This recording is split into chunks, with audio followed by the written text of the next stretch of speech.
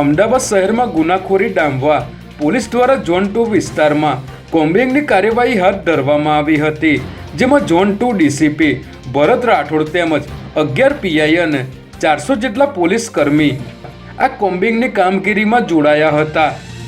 11 જેટલા પીઆઈની અધ્યક્ષતામાં શાહપુર, કારંજ અને માધુપુરા વિસ્તારમાં પોલીસે કોમ્બિંગ હાથ ધર્યું હતું। ત્યારે આ કાર્યવાહી દરમિયાન 50 જેટલા શખ્સો સામે અટકાયતી પગલાં લેવાયા હતા, જેમાં 15 જેટલા દારૂ અંગેના કેસ કરાયા હતા તેમજ 15 શખ્સો સામે ગેરકાયદે હથિયાર રાખવા બદલ ગુના દાખલ કરાયા હતા।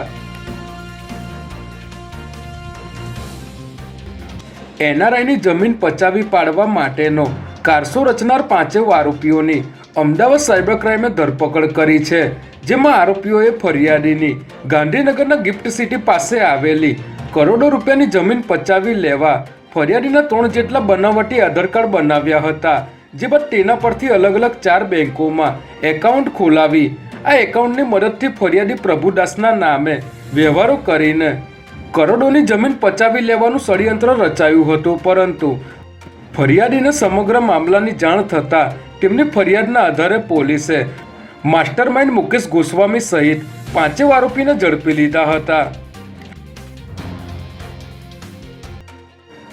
આરોગ્ય મંત્રી ઋષિકેશ પટેલની અધ્યક્ષતામાં તાજેતરમાં મળેલી એક બેઠકમાં તેઓએ રાજ્યના વિવિધ જિલ્લાઓમાં 24 જેટલા પ્રાથમિક આરોગ્ય કેન્દ્રોને સૈદ્ધાંતિક મંજૂરી આપી છે।